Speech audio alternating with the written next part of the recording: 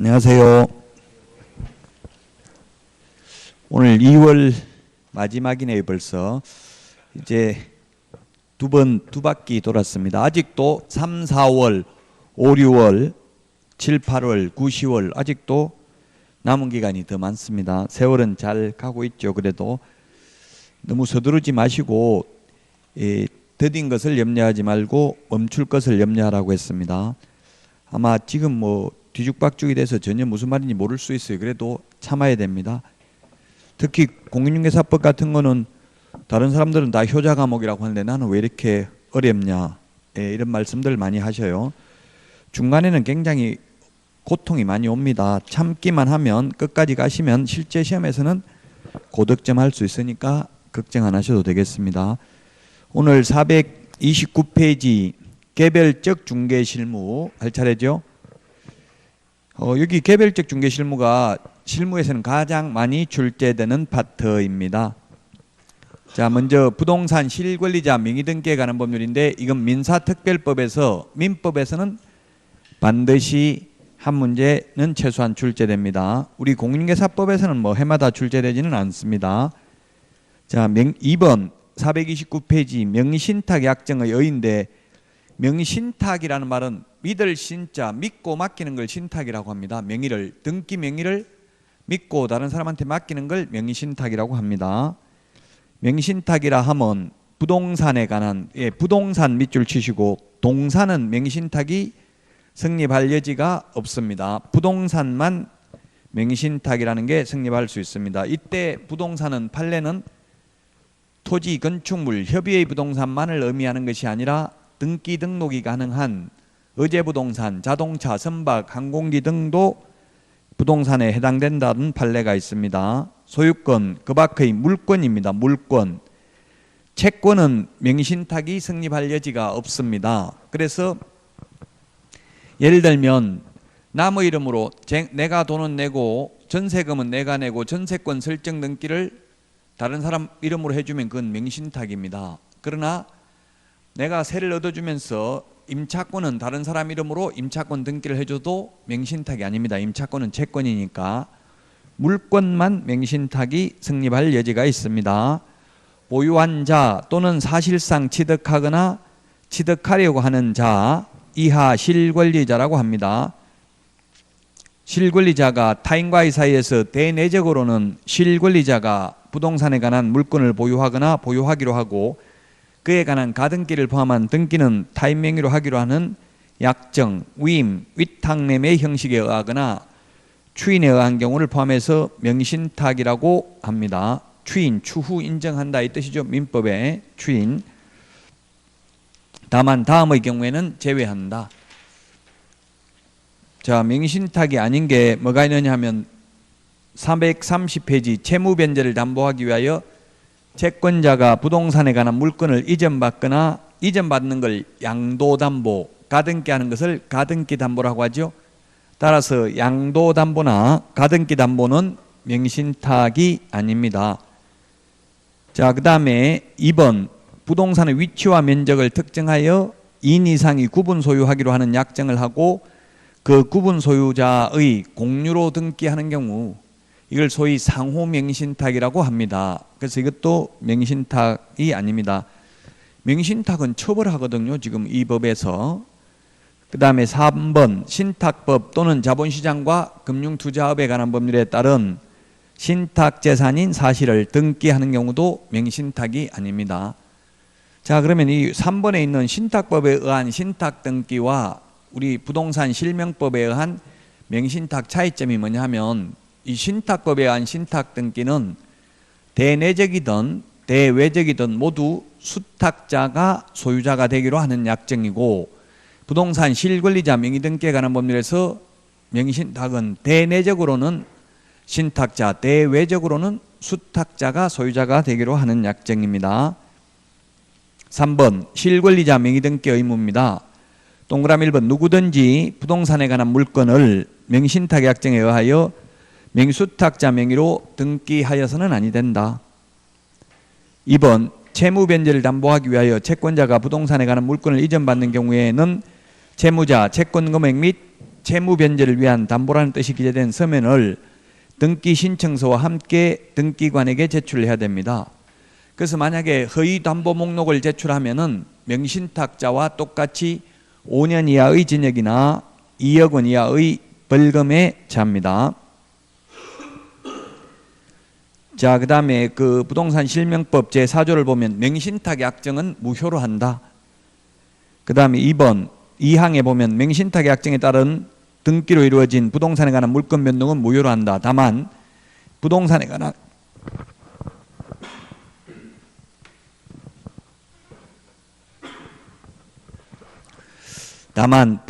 관한 물건을 취득하기 위한 계약에서 명의수탁자가 어느 한쪽 당사자가 되고 상대방 당사자는 명신탁 약정이 있다는 사실을 알지 못하는 경우에는 그러하지 아니하다. 무효인데 그러하지 아니하다는 말은 유효하다는 이야기죠. 3항 1항 및 2항의 무효는 제3자에게 대항하지 못한다. 자, 그러면 명신탁 약정의 유형이 양가로 1번 이자간 명신탁, 그 다음에 431페이지 3자간 명신탁, 그 다음에 431페이지 맨 밑에 동그라미 3번 계약 명신탁 세 가지가 있습니다. 민법에서 했나요? 민사특별법에서? 아직 안 했습니까? 아직은. 자, 첫 번째 이자간 명신탁, 이자간 두 사람 간의 명신탁. 이 두 사람 간의 명신탁은 법률 관계가 복잡한 게 없어서 시험에 거의 출제되지 않고 있습니다. 3자간 명신탁, 계약 명신탁이 시험에 민법 시험에는 반드시 한 문제는 출제됩니다. 자, 신탁자, 믿을 신, 믿고 맡기는 사람을 신탁자, 수탁자, 받을 수자입니다. 받을 수. 받을 수니까 등기 명의를 받는 사람을 말합니다. 뭐 민법 같은 데서는 갑과 을 이렇게 많이 나오겠죠. 자, 그러면 이 두 사람 간의 명의신탁 약정은 무효입니다. 명신탁 약정은 무효이다. 그로 인한 물권 변동 효력도 무효이다. 등기를 넘겨준 거예요. 실제 소유자는 갑인데 을한테 등기 명의를 넘겨줬다고요. 뭐 조세 포탈 등의 목적으로 이렇게 넘겨줬으면 무효인데 지금 현재 대법원 판례에서 이게 대법원에서 공개 변론 중입니다. 5월 안에 이번에 이제 결정을 내린다고 하는데요. 이때까지는 이게 무효인데 등기가 무효고 명신탁 약정도 무효인데 이게 민법 103조 선량한 풍속 그 밖의 사회질서 위반에 해당된다 안 된다? 해당 안 된다는 게 지금까지 판례예요. 왜냐하면 대부분 판사들이 자기들도 명신탁 해가지고 돈 벌었는데 나무를 해가지고 조세 포탈 그래서 반사회 질서적 위반 행위에 해당되어서 이게 무효가 되면 불법 원인급여에 해당되니까 명의를 돌려받을 수 없죠. 근데 지금은 무효인 등기 말소해서 등기를 돌려받을 수 있습니다. 진정명의 회복 등기를 신청할 수도 있습니다. 그래서 소유자는 갑입니다. 등기가 무효니까.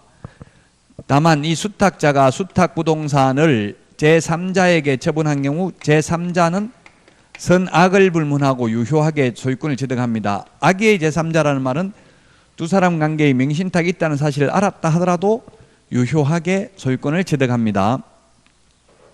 신탁자는 5년 이하의 징역이나 2억 원 이하의 벌금에 처하며 수탁자는 3년 이하의 징역이나 1억 원 이하의 벌금에 처합니다. 그리고 이 수탁자가 수탁부동산을 임의로 처분했을 때 형법상 횡령죄의 죄책이 성립하는지 여부 이자간 명신탁만 횡령죄가 성립합니다. 타인의 재산을 보관한 자가 타인 재산을 임의로 처분하면 횡령죄입니다. 왜냐하면 수탁자 을은 소유자가 아닙니다. 등기가 무효이기 때문에 갑이 소유자인데 남은 물건을 팔아먹었기 때문에 이건 횡령죄에 해당된다는 게 대법원 판례입니다. 그 다음에 두 번째 3자간 명신탁 또는 등기 명신탁 또는 중간생략형 명신탁 이런 말을 합니다. 자, 3자간은 뭐냐면 조금 더 복잡하죠. 매도인이 매수인에게 팔았습니다. 매매를 했습니다. 매수인에게 팔았는데 이 매수인은 수탁자와 명신탁 약정을 맺었습니다. 수탁자와 명신탁 약정을 맺었을 경우 이 명신탁 약정은 무효입니다. 명신탁 약정은 무효이고, 이게 수탁자고 매수인이 신탁자가 되겠죠. 수탁자와의 관계에서는, 매도인과의 관계에서는 매수인이 될 거고요. 명신탁 약정 무효고, 그래서 매도인은 매수인 앞으로 돈을 등기를 넘겨주는 게 아니라 수탁자 앞으로 등기를 넘기는데 이 등기도 무효입니다. 등기도 무효이다. 이러한 무효를 가지고 선악을 불문하고 제3자에게는 대항할 수 없다. 그래서 제3자는 유효하게 소유권을 취득합니다. 악의의 제3자라 하더라도. 다만 이 수탁자가 수탁부동산을 임의로 처분해도 역시 여기서는 형법상 횡령죄의 죄책이 성립한다는 입장이었는데 판례가 변경됐습니다. 그래서 지금은 횡령죄에 해당하지 않는다는 게 판례입니다. 수탁자가 임의로 처분해도 횡령죄가 아니다. 그래서 횡령죄는 이자간 명의신탁에서만 횡령죄에 해당된다는 게 판례입니다. 옛날에는 이것도 횡령죄에 해당된다고 했는데 지금 대부분 판례가 변경돼서 횡령죄에 해당되지 않는다. 왜냐 하니까 그 판례 옛날에는 횡령죄에 해당된다 해놓고 지금은 이 누가 했냐면 신탁자가 횡령죄로 고소했거든요. 신탁자가. 근데 이때 소유자는 누가 소유자예요? 지금 이 상황에서 소유자는 갑과 을, 갑을병이 있으면 갑을병정이 있으면 이 중에서 소유자가 누굽니까? 지금 현재 등기는 수탁자 앞으로 되어 있는 이 시점에서 소유자가 누구냐고요? 갑을병 중에서 소유자는 이 등기가 무효니까, 무효인 등기니까 소유자가 아니에요. 그래서 갑이 소유자예요. 을이 소유자가 아니고. 을이 소유자가 되려면 이 무효인 등기를 말소해야 되고, 말소해서 매매계약에 의해서 매수인 을 명의로 소유권 이전 등기가 격려되는 때에 을이 소유자입니다. 그래서 소유자도 아닌데, 자기가 소유자도 아닌데 자기 물건 팔아먹었다고 횡령죄로 고소해도 처벌되지 않는다는 게 판례입니다. 옛날에 횡령죄 해당된다 했었어요. 바뀌었어요. 대법원 판례가. 역시 신탁자는 5년 이하의 징역이나 2억 원 이하의 벌금이고, 우리 민법 민사특별법에서는 이런 벌칙이 시험에 잘 안 나오는데 중개실무에는 출제됐어요. 벌칙도 5년에 2억 원, 수탁자는 3년 이하의 징역이나 1억 원 이하의 벌금에 해당됩니다. 자, 그 다음에 세 번째는 계약명의신탁입니다. 계약명의신탁, 위명명의신탁이라고도 합니다. 계약명의신탁. 자, 우리 교재는 어디에 있냐면은 계약명의신탁은 431페이지에 있습니다.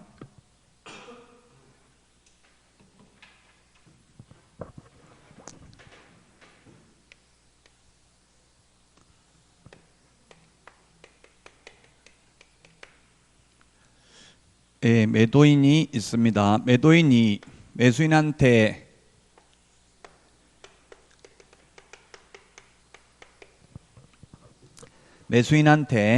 부동산을 팔았습니다. 근데 이 매수인은 자기 돈 주고 산 게 아니라 수탁자와 신탁자와 맡기는 사람이 신탁자죠. 신탁자가 있고, 이 매수인이 신탁자와의 관계에서 보면 수탁자입니다. 등기 명인입니다. 수탁자입니다. 두 사람 간에 명의신탁 약정을 맺었습니다. 명의신탁 약정은 무효입니다. 명의신탁 약정은 무효이고, 그로 인한 물권 변동 효력도 무효라고 했죠. 원칙은. 근데 아까 그 박스에 430페이지 중간에 박스에 보면은 동그라미 2번, 즉 2항에 보면 두 번째 줄, 다만 부동산에 관한 물권을 취득하기 위한 계약에서 명의수탁자가 어느 한쪽 당사자가 되고 상대방 당사자는 명의신탁 약정이 있다는 사실을 알지 못하는 경우에는 그러하지 아니하다. 그러하지 아니하다는 말은 이게 유효하다는 이야기예요. 유효. 자, 그러면 현실적으로 한번 생각을 해보자고요.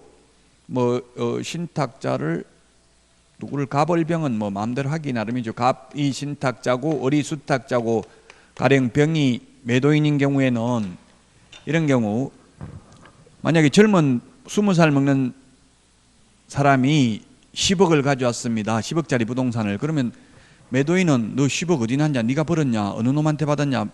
신탁자가 누구냐? 이런 거 따지고 물어요? 안 물어요? 현실적으로 안 묻죠. 그거 뭐 돈 어디 났는지 그 물 알면 골치 아파요. 알려고 할 필요가 없어요. 급하게 팔아야 되는데 뭐 돈 어디서 났냐? 훔쳤냐? 이런 거 물을 필요 없습니다. 그래서 현실적으로는 이 관계를 거의 다 몰라요. 실제로 두 사람 간의 관계를, 명신탁이 있다는 사실을 매도인은 모른다고요. 대표적으로 지금 뭐 도곡동 땅, 뭐 MB 도곡동 땅이나 내곡동 땅 이런 것들이 명신탁을 했다면 등기 명신탁은 아니고 계약 명신탁이죠. 뭐 예를 들면 도곡동 땅 같은 경우는 MB 처남 명의로 샀잖아요. 처남하고 형님 명의로.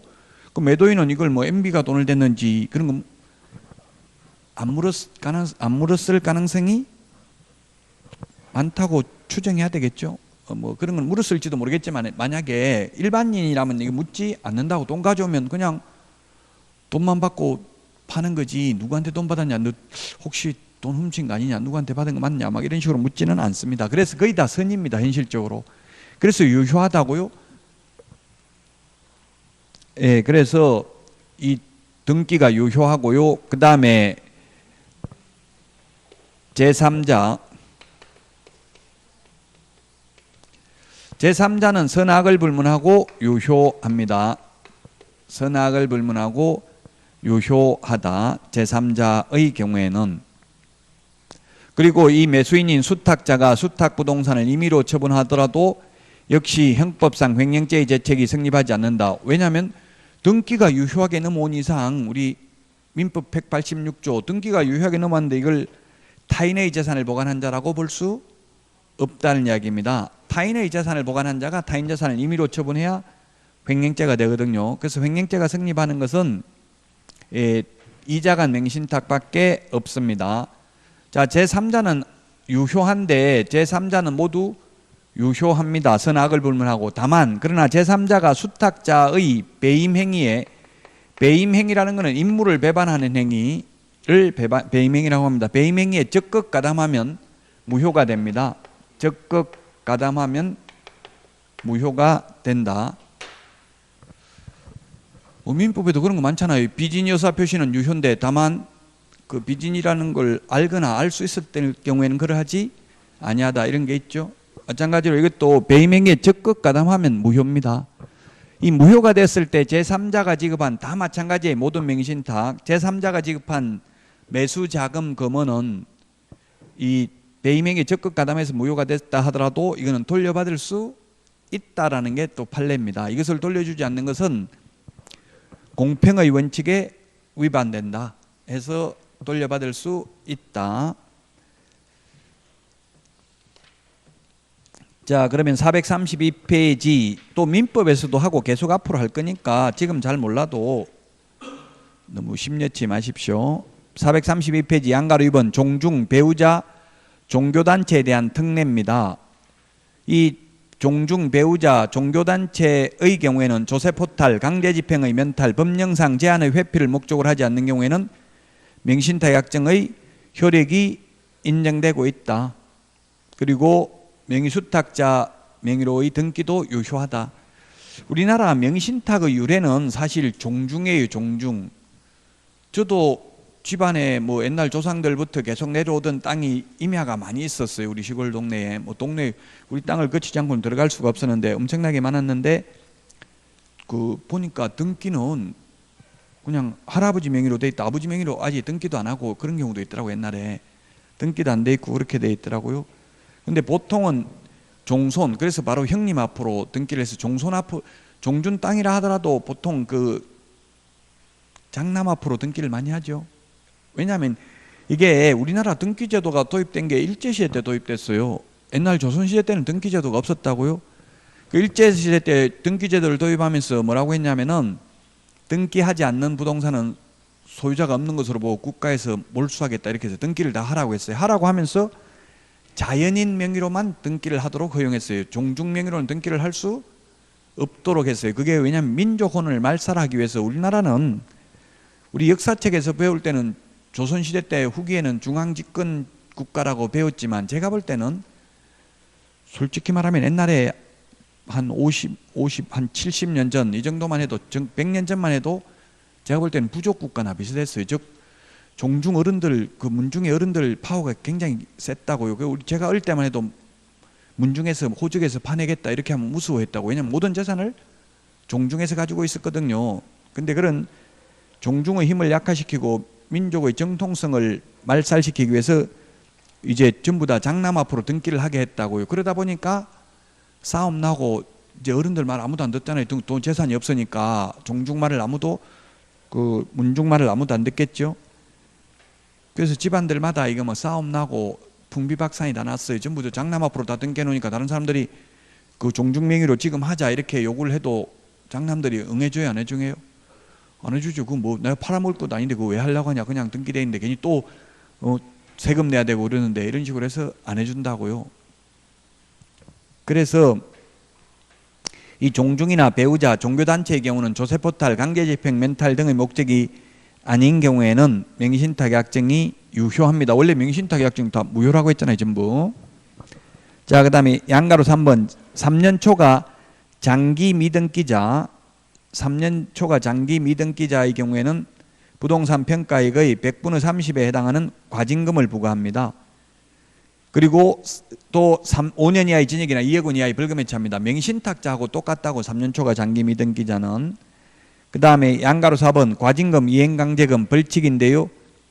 이 민법, 민사특별법에서는 이런 벌칙은 시험에 잘 안 나옵니다. 그런데 중개실무에는 나왔다고요. 과징금은 부동산 평가액의 30% 범위 내에서입니다. 범위 내에서 밑줄 치십시오. 옛날에는 일률적으로 100분의 30이었는데 지금은 30% 범위 내에서 대통령령으로 정합니다. 과징금 부과하는 것은 5년 이하의 징역이나 2억 원 이하의 벌금에 해당되는 것만 과징금 부과합니다. 그래서 명의신탁자, 그 다음에 니은은 허위담보 목록을 제출한 자, 디귿 3년 초과 장기 미등기자, 이거 전부 5년 이하의 징역이나 2억 원 이하의 벌금 대상입니다.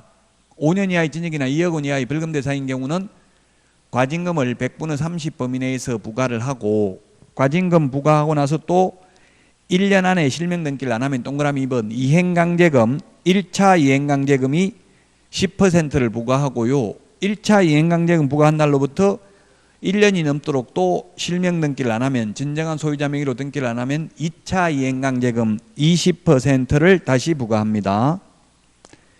그래서 이행강제금 제도가 있는 게 지금 부동산 실권리자 명의 등기에 관한 법률 했고요. 부동산 거래 신고 등에 관한 법률, 토지거래 허가받은 목적으로 사용하지 않는 경우 10% 범위 내에서 이행강제금 부과하는 게 있었습니다. 농지법 이행강제금 부과하는 게 있었습니다. 농사 안 지으면 농지 처분 의무 기간 1년 주고 그래도 처분 안 하면 처분 명령하고, 처분 명령이 있었던 날로부터 6개월 이내 처분 안 하면 이행강제금 20%씩 1년에 한 번씩 부과한다, 이런 게 있었어요. 그 다음에 건축법에도 이행강제금이 있습니다. 그 다음에 장사 등에 관한 법률도 이행강제금이 있습니다. 장사 등에 관한 법률, 설치 면적 위반, 설치 기간 위반, 설치 장소 위반했을 때 그 원상복구 시킬 때까지 이행강제금 1년에 500만 원씩 2회 범위 내에서 계속 반복 부과 징수할 수 있습니다. 우리 시험에 나올 수 있는 이행강제금이 5개가 있는데 장사 등에 관한 법률은 출제된 적은 없고요. 나머지는 다 건축법도 공법에 작년에도 출제됐습니다. 이행강제금은 형법의 1사 부재리의 원칙 예외로서 이행할 때까지 계속 반복 부과 징수하죠. 일반 벌금이나 징역은 한 번 선고받으면 끝이잖아요. 근데 이행강제금 이행할 때까지 계속 반복 부과 징수한다. 433 벌칙입니다. 5년 이하의 징역이나 2억 원 이하의 벌금이 3가지라고 했죠. 명의신탁자, 허위담보 목록을 제출한 자, 3년 초과 장기 미등기자, 3년 이하의 징역이나 1억 원 이하의 벌금은 명의수탁자가 되겠습니다.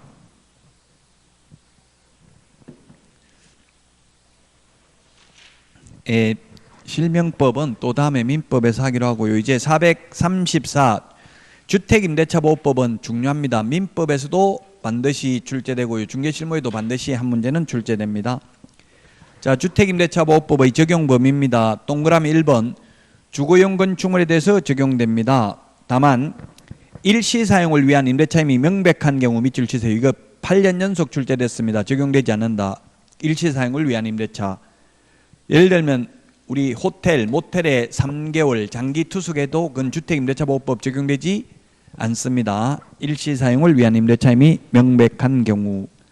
그 다음에 점포용 주택과 같이 임차주택의 일부가 주거 외의 목적으로 사용되어도 적용됩니다. 동그라미 2번 주거용 주택인지 여부는 사실상 용도를 기준으로 합니다. 공부를 기준으로 하는 게 아닙니다. 자, 그 다음에 동그라미 3번 미등기 전세, 가건물, 무허가건물, 외국인도 적용이 됩니다. 공유자 중 일부와 계약을 해도 명의신탁자 또는 명의수탁자와 계약해도 보호받습니다. 그러나 4번에 사용대차, 콘도 불법으로 주거용으로 개조한 경우 법인은 원칙적으로 적용되지 않습니다. 사용대차는 공짜로 있는 게 사용대차죠? 법인은 원칙적으로 적용 안 되는데 동그라미 5번, 6번, 동그라미 5번 한국토지주택공사, SH공사 이런 경우는 적용됩니다. 6번 중소기업도 적용됩니다. LH 전세임대주택 이런 게 있는데요. LH 전세임대주택은 뭐냐면 LH 전세임대주택 이런 것들이 저도 이런 걸 중개해 봤는데 만약에 좀 저소득층인 경우는 LH에 가서 LH 전세임대주택 그 대상자 신청을 하면 만약 대상자로 선정이 되면 중개사무소에 다니면서 이제 자기가 원하는 집을 찾으면 돼요. 그 지역별로 다른데 뭐 한 1억 정도 지금 수도권에 보니까 대체로 뭐 1억에서 1억 1천, 1억 2천 이렇게 보조를 해주더라고요. 그럼 만약에 1억짜리 전세를 얻으면은 세입자는 5%나 10% 이 정도 받아요. 그럼 1,000만 원만 1억이면 1,000만 원만 세입자가 내고 나머지 9천만 원 LH에서 대줘요. 그리고 9천만 원 이자를 내야 돼요. 매달 이자를 한 2% 정도 내요. LH에다가. 그러다가 이제 나갈 때 전세 다 살고 나갈 때 되면은 주인은 LH에다 돈 내주면 되겠죠. 10% 받은 거 있으면은 그건 이제 세입자한테 내주면 되고요. 그래서 계약서를 어떻게 적느냐 하면 임대인은 집주인 적고요. 임차인은 LH 적고 거기 세입자는 전차인이라고 적어야 되는데 전차인이라고 안 적고 그냥 입주자라고 적더라고요. 뭐 전차인이라는 명칭이 중요한 건 아니거든요. 실질적으로 전차인이죠. 임차인이 대항력이 인정돼야 전차인도 보호받을 수 있잖아요. 그래서 LH도 주택임대차보호법 적용이 됩니다. 법인인 경우. LH 전세 임대주택 이런 거는 중개하면 중개보수도 LH에서 지급해줘요. 임차인 부담 부분을. 자, 그래서 결론은 법인은 상가는 법인이 적용되는데 주택은 원칙 적용 안 되는데 한국토지주택공사나 지방공사 그 다음에 중소기업은 적용이 된다. 자, 그 다음에 434페이지 맨 밑에 대항력입니다. 대항력도 물권적 효력이죠. 대항한다 이 말은 주장한다 이렇게 생각하시면 됩니다. 즉 대항력이라는 것은 쉽게 말하면 2년간 임대차 계약을 체결했는데 1년 만에 중간에 집주인이 바뀌어도 새로운 집주인에게도 임차권이 있음을 주장할 수 있는 힘이 대항력이죠. 대항하다, 주장하다라고 했어요. 그러니까 2년 계약했으면 주인 바뀌어도 못 나가겠다, 2년 동안 살겠다 이렇게 주장할 수 있는 힘을 대항력이라고 합니다. 그래서 이걸 채권의 물권화 경향이 있다 이런 말을 씁니다. 원래 대항력은 물권적 효력이고요. 채권은 채무자에게만 주장할 수 있잖아요. 그러면 임대차 관계에서 채무자가 누구예요? 임대차, 임대인, 임차인. 매매에서 매수인, 매도인 중에서 채무자가 누구냐고요? 둘 다 채무자예요. 둘 다. 매매에서 둘 다 채무자라고요. 임대차도 마찬가지고요. 쌍무계약이잖아요. 쌍방의 의무가 있다는 이야기예요. 그러니까 둘 다 채무자예요. 매도인, 매수인 있으면 매수인은 돈을 줘야 될 의무가 있고 매도인은 등기 넘겨줘야 될 의무가 있잖아요. 둘 다 의무가 있죠? 둘 다 채무자라고요.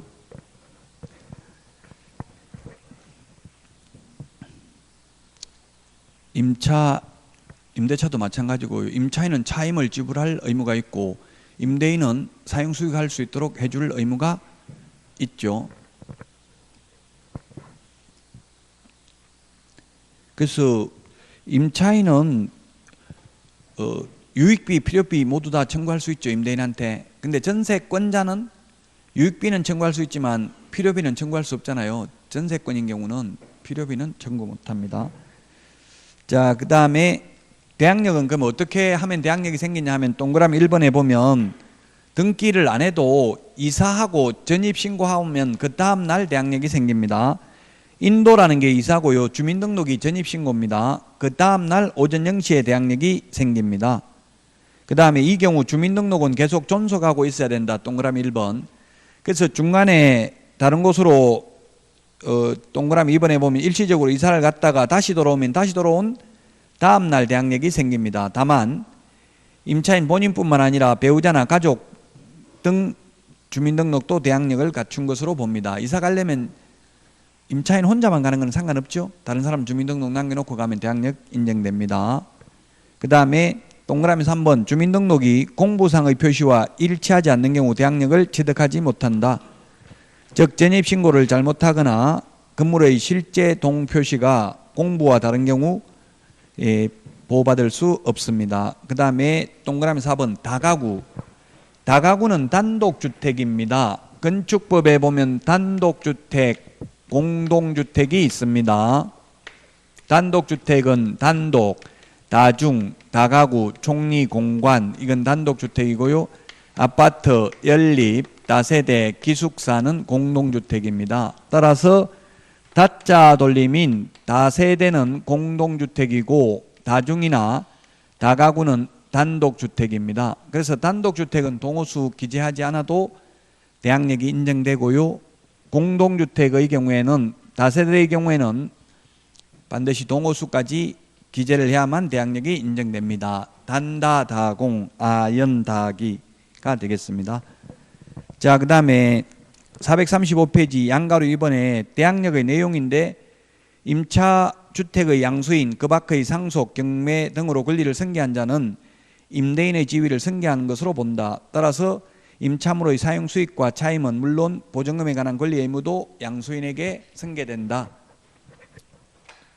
자, 그래서 만약에 갑과 을이 임대차 계약을 2년 계약 체결했습니다. 갑이 임대인입니다. 그 임대인 갑은 병한테 팔아먹어도 되죠. 1년 만에. 그러면 이 계약 기간이 끝나기 전에 팔아먹으려면 세입자 동의 받아야 돼요? 안 받아도 돼요? 안 받고 팔아도 되죠? 안 받고 팔아도 되는데 을 임차인은 2년 계약했으면 2년 동안 살고 나서 병한테 보증금 받아 나가면 된다는 이야기입니다. 병은 네가 나한테 보증금 준 적이 있냐, 왜 나한테 보증금 달라고 하냐 이렇게 할 수 없다. 임대인의 지위가 승계되는 것으로 본다. 다만 승계되는 것을 원하지 아니할 경우 임차인은 이것을 판 것을 안 날로부터 승계된 것을 안 날로부터 상당한 기간 내에 이의를 제기함으로써 승계되는 구속으로부터 벗어날 수 있습니다. 집 팔면 나는 더 이상 안 살겠다, 나가겠다 이렇게 할 수 있다고요. 자, 그 다음에 양가로 1번 3번에 존속기간입니다. 임대차 존속기간인데 임대차는 최장기 존속기간은 모두 삭제됐죠. 민법에 최장기 존속기간 옛날 20년 있었는데 지금은 삭제됐습니다. 최장기 존속기간은 임대차는 없고요. 최단기를 기억하면 되는데 최단기는 민법은 최단기 존속기간 없습니다. 민법은. 근데 상가는 1년입니다. 주택은 2년입니다. 농지는 3년입니다. 최단기 존속기간이. 전세권의 경우 토지 전세권은 최단기 존속기간 없습니다. 건물 전세권은 최단기 존속기간 1년이죠. 최장기 존속기간은 10년입니다. 그 다음에 지상권의 최단기 존속기간은 경관 건물 30년, 목조 건물 15년, 공작물 5년입니다. 지상권 최장기 존속기간은 없습니다. 존속기간. 농지는 3년이라고 했죠. 농지 최단기 존속기간 3년. 자, 그 다음에 양가로 2번 법정갱신, 묵시적 갱신이 되겠는데 주인, 집주인인 경우에는 세입자한테 임대차 기간 만료 6개월 전부터 1개월 사이에 5개월 동안 계약기간 끝나기 전 6월 전부터 1월 사이에 갱신거절 통지를 해야 됩니다. 이 사이에 세입자한테 나가라고 해야 된다. 더 이상 계약 안 하겠다고 해야만 됩니다. 만약에 2년 계약해놓고 아직 계약기간 1년 남았는데 이제 더 이상 연장 안 해주겠다 나가라고 한 건 소용이 없죠. 근데 세입자는 임차인의 경우 임대차 기간 만료 1개월 전까지만 주인한테 나간다고 말하면 됩니다. 아무 말 안 하고 있으면 묵시적 갱신, 법정 갱신 돼가지고 또다시 2년 더 보장이 됩니다. 다만 묵시적 갱신이 돼도 세입자가 나가고 싶으면 나가겠다고 해지 통고하면 3개월 지나면 효력이 발생하죠. 그래서 주인이 보통 3개월 월세 까고 내줍니다. 만기 다 돼가지고 내일 나가겠다 이렇게 하면 당장 내일 돈 안 내줘도 된다는 이야기예요. 묵시적 갱신이 이미 되어버렸기 때문에. 자, 그 다음에 435페이지 맨 밑에 2기의 차임액을 연체한 경우에는 법정갱신이 적용되지 않습니다. 2기, 3기, 우리 프린트에 보면 2기, 3기를 정리해놨습니다. 2기, 3기가 어디에 있느냐 하면은 30번에 있습니다. 30번. 핵심 비교 정리 프린터 30번에 보면은 2기, 3기가 있습니다. 30번에 보면 2기가 3개가 있죠. 2기 맨 밑에 별표에 보면 민법 임대차 계약 해지 2기의 차임액을 연체하는 경우 주택 임대차 계약 해지할 수 있습니다. 그 다음에 주택 임대차 법정갱신 적용되지 않습니다. 2기의 차임액을 연체한 경우에는. 3기의 차임액을 연체한 경우 30번 맨 밑에 있죠. 밑줄 치놓으세요. 3기의 차임액을 연체한 경우 상가 계약갱신 요구를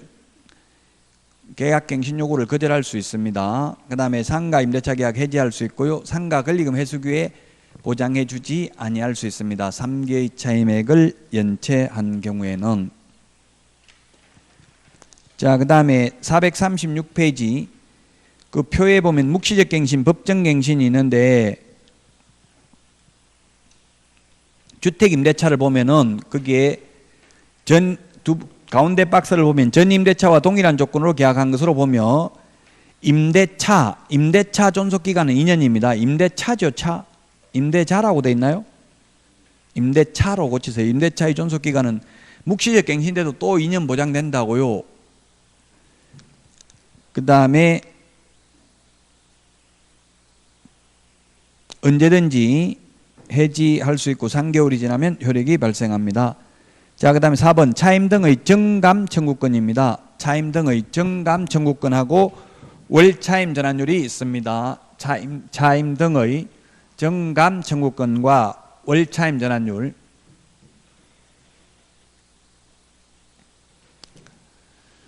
자, 첫 번째 차임 등의 정감 청구권.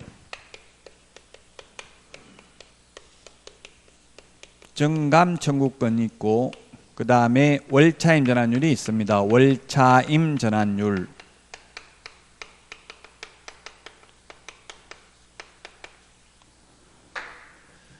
차임 등의 정감 청구는 주택의 경우에는 주택이 있고 상가가 있죠. 주택의 경우에는 1할, 1할이면 10%입니다. 1할 또는 기준금리 더하기 3.5% 중에서 낮은 금액을 초과할 수 없습니다. 낮은 금액, 높은 게 아니고. 상가인 경우 1할 2푼, 1할 2푼이면 12%입니다. 연 12% 또는 기준금리 곱하기 4.5배 중에서 낮은 비율을 초과할 수 없습니다. 월차임 전환율은 주택의 경우에는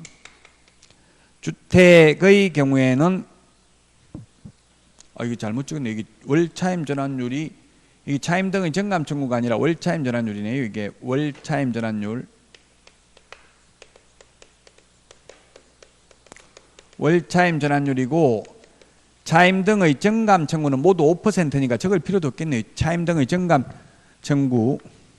차임 등의 정감 청구는 주택은 20분의 1, 주택은 20분의 1, 상가는 100분의 5. 둘 다 5%잖아요. 퍼센트로 따지면 약분하면. 자, 그러면 먼저 정감 청구를 보면 주택의 경우에는 정감 청구, 예를 들면 2년 계약 체결했습니다. 2년 계약 체결했습니다. 근데 전세 1억입니다. 그럼 정감 청구하려면 만약에 2년에 1억 계약했는데 아직 2년도 지나기 전에 1년밖에 안 지났는데 주변 시세 올랐다고 5% 500만 원 더 올려달라 할 수 있어요, 없어요? 보증금 할 수 있습니다. 이 5% 정감 청구는 계약 기간 중에 올리는 걸 말하는 거예요. 계약 기간 끝나고 올리는 거는 시세만큼 올릴 수 있어요. 만약에 2년 계약 기간 끝나도 5%밖에 못 올린다고 하면은 임대인들은 어떻게 하겠어요? 전부 세입자 나가라고 하고 새로운 세입자를 구하면 시세만큼 받을 수 있잖아요. 이거는 계약 기간 중에 올리는 것만 해당돼요. 정감 청구는. 상가의 경우에는 이거 100분 5는 10년 동안입니다. 10년 동안 계약 갱신 요구할 수 있잖아요. 10년 동안 만약에 월세가 100만 원이면 그 다음에는 105만 원, 또 그 다음 해에는 105만 원에서 5% 올릴 수 있습니다. 그러면 2년 동안 안 올렸다고, 3년 동안 안 올렸다고 3년 후에 갑자기 15% 올리는 것은 불가능하다는 게 판례예요. 매년 5%까지 최대 올릴 수 있습니다. 물론 정감 청구권, 이거는 당사자 합의에 의해서 올리는 것은 5% 초과해서 올릴 수도 있습니다. 일방적으로 정액 청구하는 것은 5%밖에 안 되고요. 감액 청구는 상한선이 없습니다. 정액만 상한선이 있습니다. 감액은 5% 초과할 수도 있습니다.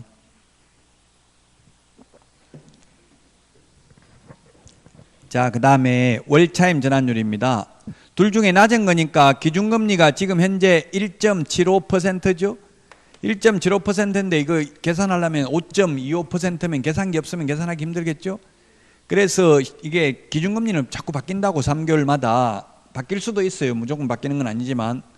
그래서 아마도 제가 시험에 낸다면 기준금리는 1.5%라고 정하고 계산하시오 이렇게 나올 거예요. 아마도. 옛날에 그래서 6천만 원을 전세 6천만 원을 월세로 돌리려면 월세 얼마 받을 수 있는가 이렇게 나왔다고요. 만약에 기준금리를 1.5%라고 가정하고 계산하면 5%잖아요. 이게 1 아니면 10%죠. 둘 중에 낮은 걸 초과할 수 없으니까 5%밖에 안 된다는 이야기죠. 그러면 6천만 원 곱하기 5% 하면 5, 6, 30, 1년에 300만 원이고요. 나누기 12달 하면 한 달에 25만 원을 초과해서 받을 수 없다는 이야기입니다. 기준금리를 1.5%로 가정하고 계산했을 시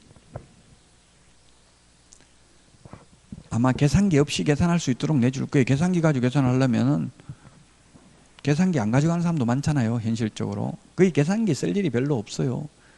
학개론도 계산기 써가지고 합격한 사람 별로 못 봤어요. 그 계산하다가 시간 다 가가지고 안 되겠죠.